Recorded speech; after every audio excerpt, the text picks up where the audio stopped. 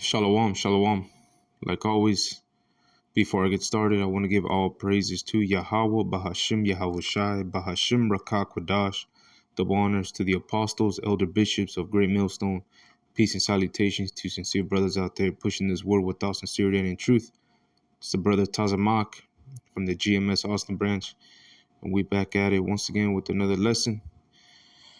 I pray and hope this is edifying to the body. It's going to be regarding the agreement, the contract, which is the covenant that Yahweh Bashim Yahweh Shai made with the nation of Israel and only the nation of Israel. Okay, so we're going to start off first with the word, actually, the word covenant. Okay, like I said, it's an agreement. Okay, the similar definitions, one of them is a promise right there. Okay, a contract, agreement, a promise.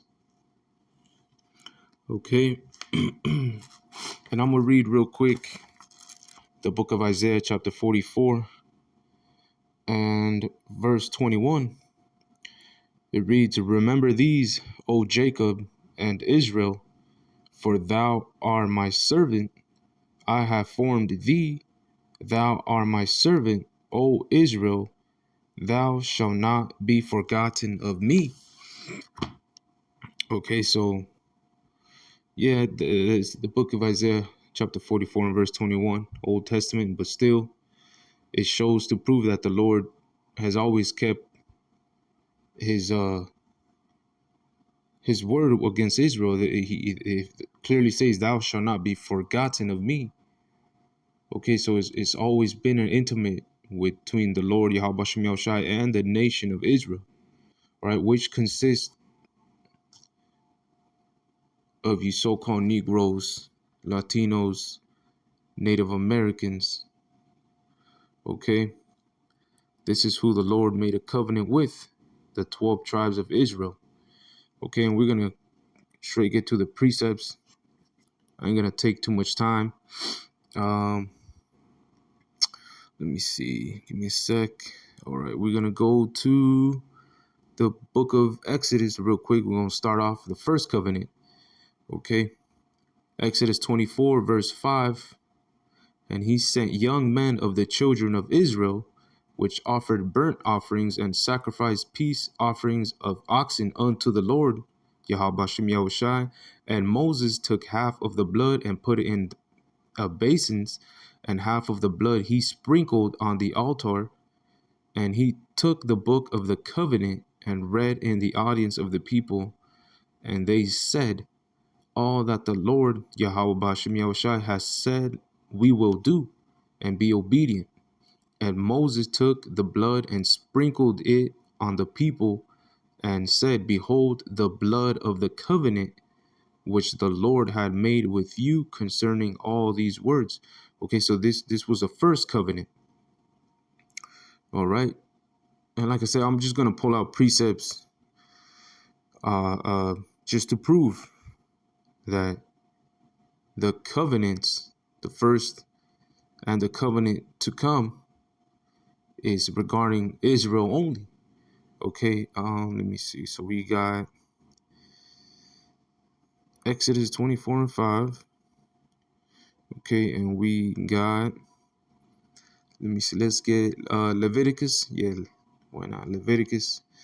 Okay, 26 and 40. "If they shall confess their iniquity and the iniquity of their fathers with their trespass, which they trespassed against me, and that also they have walked contrary unto me, and that I also have walked contrary unto them, and have brought them into the land of their enemies, if then their uncircumcised hearts be humbled, and then they accept of the punishment of their iniquity, then will I remember my covenant with Jacob, and also my covenant with Isaac, and also my covenant with Abraham will I remember, and I will remember the land."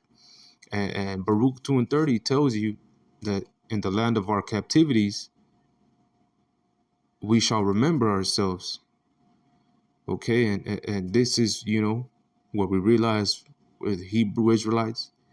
We've been trespassing against Yahweh Bashem Yahushai, our fathers, same. Okay, so this is where we confessed our iniquity. Okay, so as verse 42 tells you, then will I remember my covenant with Jacob, and also my covenant with Isaac and with Abraham will I remember, and I will remember all the land. Okay. Let me see what else we got. Let's get straight to the point. Okay, we got Jeremiah.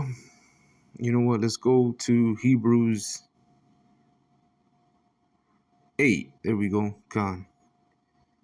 There's a lot of precepts. I got a lot of precepts right there just to, back up the topic of this covenant, this agreement, this contract the Lord made with the nation of Israel. Here's the book of Hebrews chapter 8 and verse 10 to 12. For this is the covenant that I will make with the house of Israel after those days, saith the Lord. Because you got, modern day Christianity, you got all types of religions, philosophies that say that the Lord has brought in the other nations into this promise, if you should say, and it's not like that. It's strictly between Yahweh, Bahashim Yahushai, and the nation of Israel. But back to the precept, Salakia, Hebrews 8 and 10. For this is a covenant that I will make with the house of Israel after those days, saith the Lord. I will put my laws into their mind and write them in their hearts, and I will be to them a power, and they shall be to me a people, and they shall not teach every man his neighbor and every man his brother, saying, Know the Lord, for all shall know me from the least to the greatest.